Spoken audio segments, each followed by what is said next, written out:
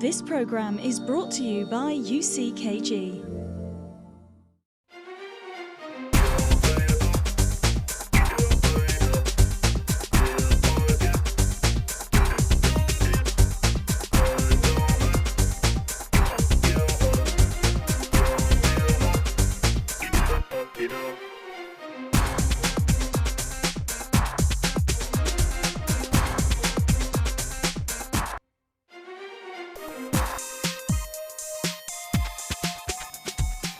Hello and welcome to another helpful episode of A Different Kind of Woman.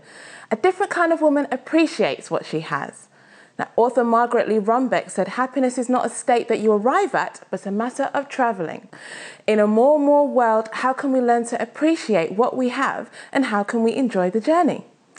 On today's show, Cultivating Contentment, we will be discussing this and much, much more. But what does it actually mean? Let us take a look at what's coming up on the show. Next, we're going to find out what people on the streets of London think with Anna Maria. Like if you have diabetes, it's something that you live with and something that is a part of you and you carry on. We'll debate the topic with the red and green card game. No. Chips and change. Okay, let me hold it like this then. No offence. Yellow. See our team at the Dorchester Hotel Lee Patton Fashion Exhibition. The idea of this collection is that old Hollywood glamour, but how it's lived today through the older, more mature, sophisticated and elegant woman. And later, DJ, singer and author Scarlett West will be joining us in the studio. Well, I've always kept a diary, so it was just one of those things I always did, and I decided to keep it online. Now, joining me to discuss Cultivating Contentment, it's the groovy Gemma. Oh gosh, you caught me off guard there. I The smashing Samantha. In that smashing vintage top. Oh, I love it. I love it. Really lovely. And the stunning Sandra with the new hair. I love her. I love the colour. Burgundy. Nice, all very Oxford. autumnal. We like it. We're loving it. So, ladies, how content do you think you are? Well, gotta say 100%. No, well, I mean, on a serious note, I am very content. That's good. You know, Yeah. because you reach a point in your life where you're satisfied with, of course we always want to achieve more, of course, but you're satisfied with what you've accomplished in life. Your love life is good, your children are good, your work is good. You know what I mean? You're comfortable. Yeah. And that's what brings contentment. You have within you, your inner self, you have peace. Cover your mics. You have peace, you have happiness. Yeah. Do you know what I mean? And it's a good feeling. It's a good feeling, eh, Jen? Yeah. What do you say about that? Yeah, I think overall, when I do look at my life, I do feel that I am quite content. But I'd like to put a little disclaimer out there that it does depend on whether I've had my coffee in the morning or not and how I've, woken up. Because there's some days I just, I think overall I am content. And there's some days I just think, oh, you know what? Why haven't I got this? Why haven't I achieved that? Oh, my goodness. And then it's like I kind of kick myself out of it. Like, no, be happy with this and you're still fighting for that. So it does depend. There are times in my life that I think, no, I do want more. And I've changed. I'm always evolving. And I think, okay, I've got everything now. I'm pretty happy. And then, a few months down the line or something will happen. I think, actually, I want better or I want this and I want that.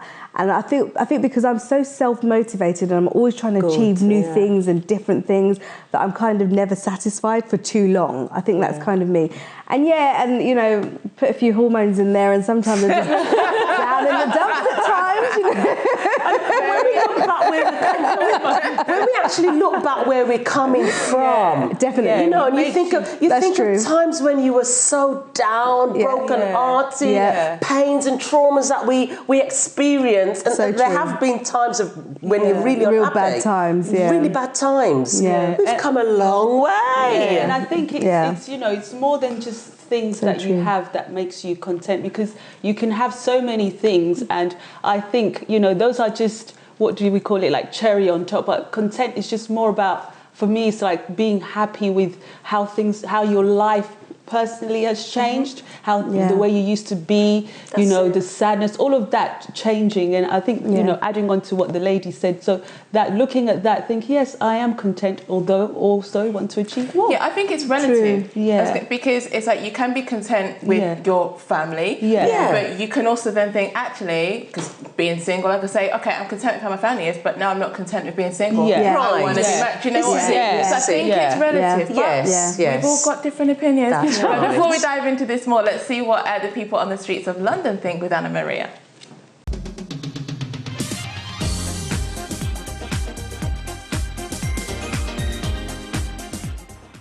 How easy do you find it to be happy in the present?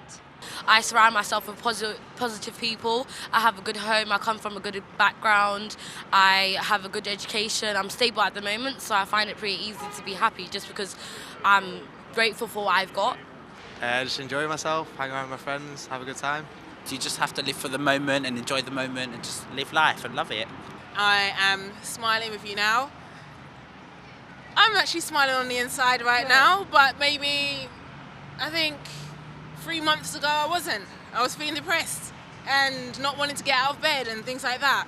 And this is what I'm sharing with the world now. And I feel like if you talk about mental health and things like that, there's a big stigmatism about it, and people don't treat it the same way as if, like if you have diabetes, it's something that you live with and something that is a part of you and you carry on. What makes you content? Relationships, being happy, family, love, friends, going out, just stuff like that. Just the little things in life. I don't know, I'm happy, I don't know why though. Relationships, my family, my religion. How does your religion make you content? Because that just gives me a peace of mind knowing that I've got something to believe in, and it just keeps me peaceful and happy, and it just makes me look into life a bit more. Knowing that I am okay to feel the way that I feel. There's nothing wrong with feeling the way that I feel. Other people deal with things in different ways. I can be happy about things that other people may not be happy about, and I can dance in the rain. Other people are like, oh no, I'm going to get wet. It's just how you deal with things and stuff like that. Okay. And is there a question you would like to ask on this topic? About being happy and content. Not really a question. It's just nice that I think people need to focus more on themselves and stop looking outward. Because when you're looking outward and you're comparing and doing things like that about other people, it can make you feel inadequate and less than another person. Whereas if you do look at what you've got and appreciate things that you've got, then yeah, you are more likely to be content and happy in your own situation.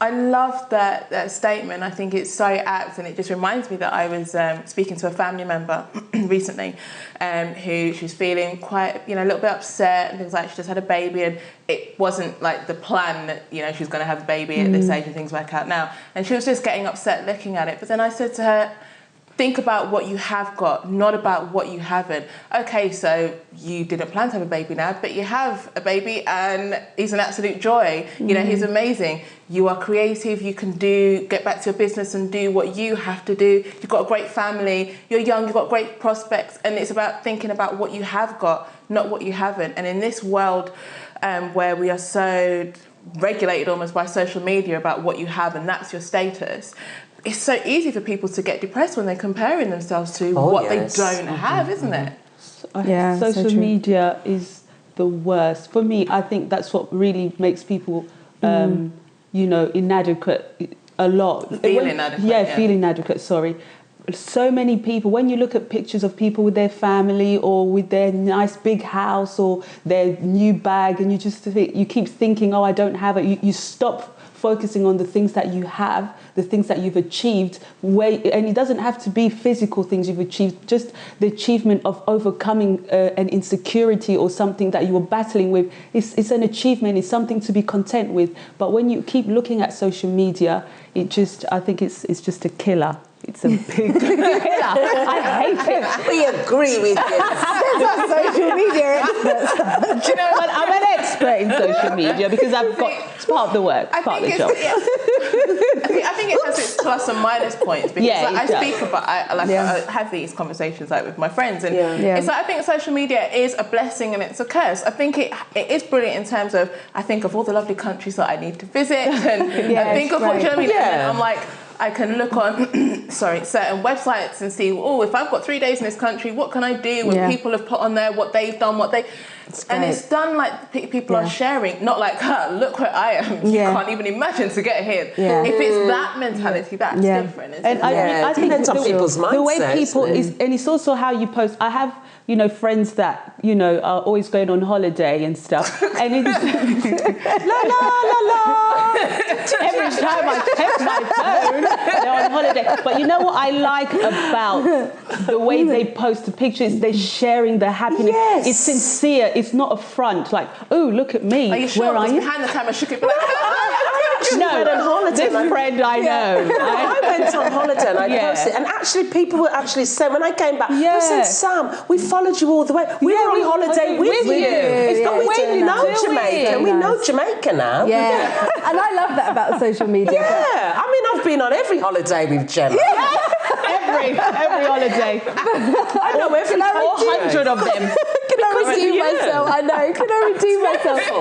real quick because I want to play the game with you guys. Yeah, it's so funny because we're talking about social media and so on, and I love social media in terms of sharing my happiness, but I also share the downside. Like I remember sharing something a couple of weeks ago saying, I've had a terrible week, we lost a massive investment and so on. And I remember even one of my husband's aunties called and was like, get up there. And then when I do celebrate stuff, they're like, yeah, well done, you've done a good thing. So that's the good side of it. And if you can show different sides, then it'll be great. But I think those who are watching it as well, they have to be careful that they haven't got an internal problem, because even if you were to delete social media from our lives, they'd still be looking. It's like, keeping up with the Joneses. That was about your neighbours, wasn't it? Yeah. So you always see someone on the tube, a friend of yours, I hate those shoes. Like, why she got those shoes? Why she got that husband? Oh, her hair's longer than mine. I don't like that red hair. No, I want it. And it's an internal thing, isn't it? Yeah. You've got to have the balance. Yeah, you've got to be content with yourself. You've got to be content. Don't come to your conclusions yet, all right? We're only just and now we're going to end the show. All right, ladies, really quickly, we're going to play the red and green card game. So if you've got your red and green cards, so we're going to find out how content that you actually are. So it's red for no, green for yes. No sitting on the fence, people. Okay, so do you like who you are? Absolutely. Actually, I should say no. I love who I am. All right, Simon Cowell. I tell you. Okay, but then let me ask you quickly then, or just one person to answer. Did you always feel like that? No, I absolutely hated myself when I was growing up.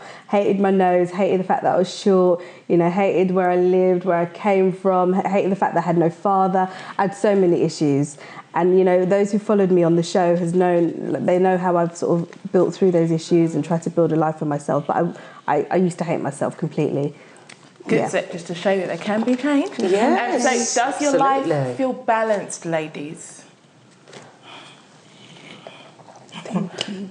Okay, let me say, this month does your life feel balanced?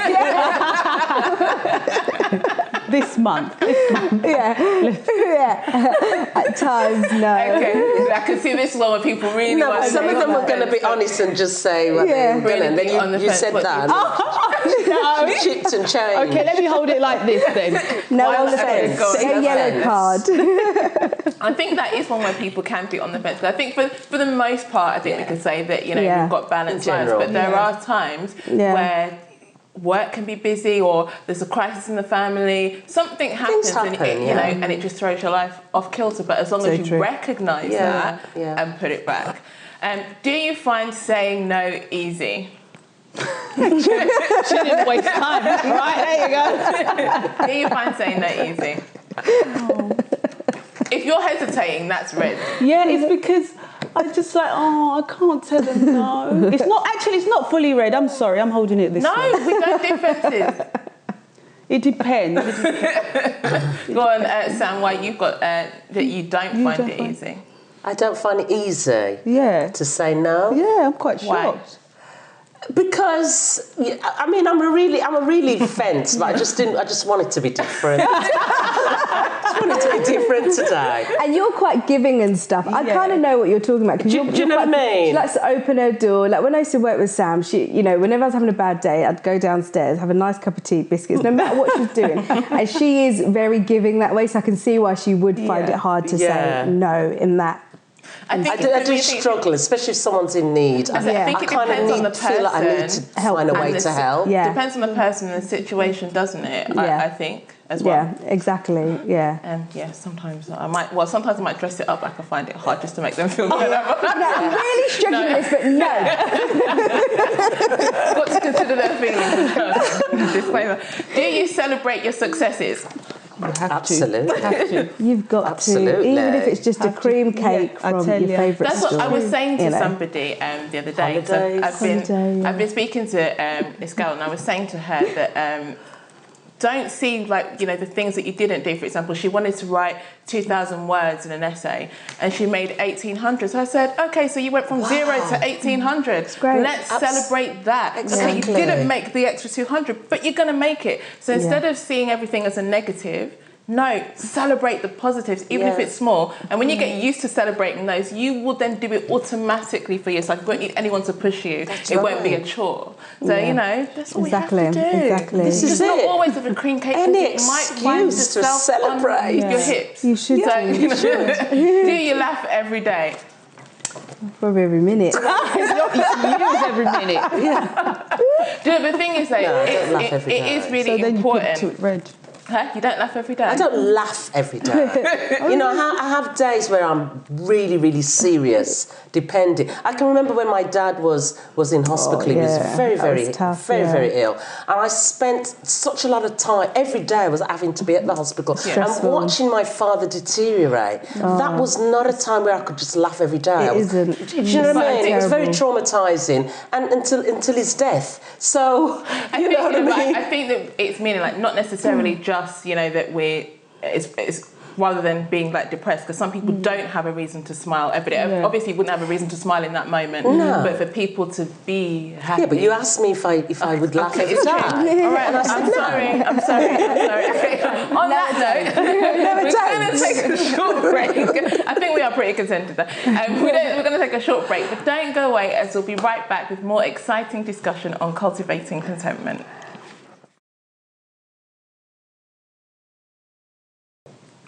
Welcome back, and on today's show, Cultivating Contentment, we've been discussing how contented we are. Ever noticed that happy people have a certain spring in their step? They seem to walk their talk and illuminate the room as they shine with joy. Happy people seem to have figured out the heartfelt way to live a full life. How much do you think that happiness is a habit? Oh, I think it should be a habit. I really do. 'Cause I think if it's not a habit, make it a habit. Agree with that. Literally. Yeah, agree with that. I choose, when I think about myself, I actually choose to be happy. I'll share something personal with you guys. This week, my husband had a really bad health scare, and, it's something that could almost be life-threatening. And I remember, obviously, like Sam said, I was in the hospital with him.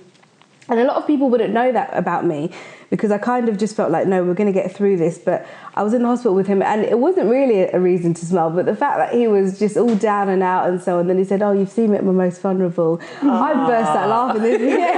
I'll be with you through thick and thin. And so, and just the fact that he thinks that sometimes I'm just the most annoying person in the whole world because I'm just bouncing around singing and so on. He thinks I can't sing, which is wrong.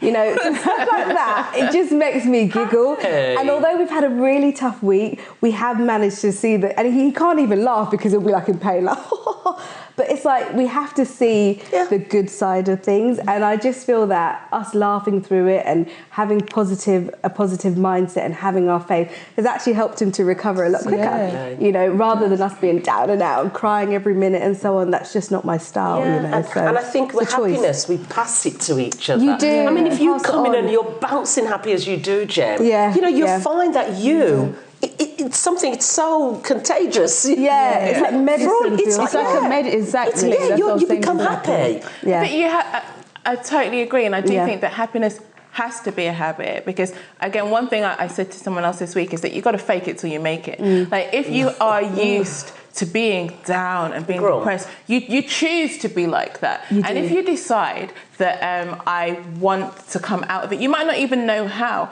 It's about unlearning the steps that you've learned. So when you're feeling that you're depressed or you're in those kind of environments that are going to trigger it, I think you have to realize what are your triggers and take yourself out of them. It may be harder for you to do, especially if you've been doing it for years and years and years. But I think that it's about, sometimes it can be the people that you surround yourself with, but just, you know, obviously this is different for people who've got, you know, depression and, you know, mental health issues. But I'm talking about people like every single day. There are some people you don't want to be around because they choose to be grumpy. Like, there's some people, I was afraid when I used to work in retail to ask them how they are. Because just be like, oh, you know, this happened, and it is. And it's like, then you're sat behind a cash desk waiting to serve customers. Oh, come. It's like, oh, gosh, like, do I even? No, it's like, I can't be around, because you're going to like bring me down as well. And you can only try so much to help somebody. But if they refuse to, it's like, you know, no, you can be even in horrible or, you know, heartbreaking situations. Like I remember my grandma's funeral, obviously absolutely awful. But in the evening when everything was done, when me and the family were at home, we were laughing, joking, singing, dancing, you know, celebrating her life, but also celebrating those of us that are still alive, that are here, that are together as a family. So, you know, what happened during the day happened, but we're not going to choose to sit around and cry and, you know, be down. No, we're going to celebrate and be happy. And that's, again, a choice to do that. I mean, we all have that power within us, don't we? You know, we like we spoke about we speak about choices. You choose. You can choose to be a grump, or you can choose to be a happy person. So true. Do you know what I mean? So true. And a lot of the time, you know, I think people think, but I've got nothing to be happy about. And I have felt like that in certain times in my life where I've had good things happening, but because I was really like, I can talk about my love life, for instance, because I've spoken about it a lot on DKW. I remember when I searched for years, and I felt like I was searching for the right person for about 7 years, and it was kind of like I wasn't going to find this person. I remember there were some days, majority of the time I'd be like, no, it's going to be fine and I can do this. And there would be some times that I just, like I said, I just felt like, am I ever going to achieve this goal? Am I ever going to find the right person? Am I ever... And, you know, I remember there were times that I cried bitterly about it because I did feel like, you know what, this is the one thing that I want that I can't achieve and I don't know how. And that even made me at some point not be grateful for what I had, like that I had a good family, I had a good career, because I was so focused on what I didn't have and it made me unhappy. And there are people that think I've got nothing to be grateful for. And sometimes it's about picking yourself up, having your moan, having your cry, and then saying, actually, but I've got this, I've got my health, I've got this, I've got that. And okay, what can I practically do to find the right person? Or what can I practically do to bring this goal, you know, to fruition? And I think you do have to have those moments where you are human and it's natural, you're going to be down for a little while, but then it's like you need to pick yourself up and think practically, okay, what am I going to do to get that? Or what am I going to do to make myself happier? Or else you're just going to wallow in self-pity and just make yourself sick. I love what you have life. Because there's another area where people... you know, about contentment is a big thing, and that's in work life. Because, you know, you consider that 1/3 of adult life is actually spent at work. Satisfaction there is obviously a pretty important factor. So there was a survey filled out to employees rated an easy commute, cool or fun workspace, and a good work and life balance as the top factors in achieving so-called career contentment. And this was research done by recruitment website read.co.uk. So some 31% of those who filled in the survey said that having an an easy commute to work each day was the determining factor in their happiness at work, they don't take the Blackwall Tunnel like I do.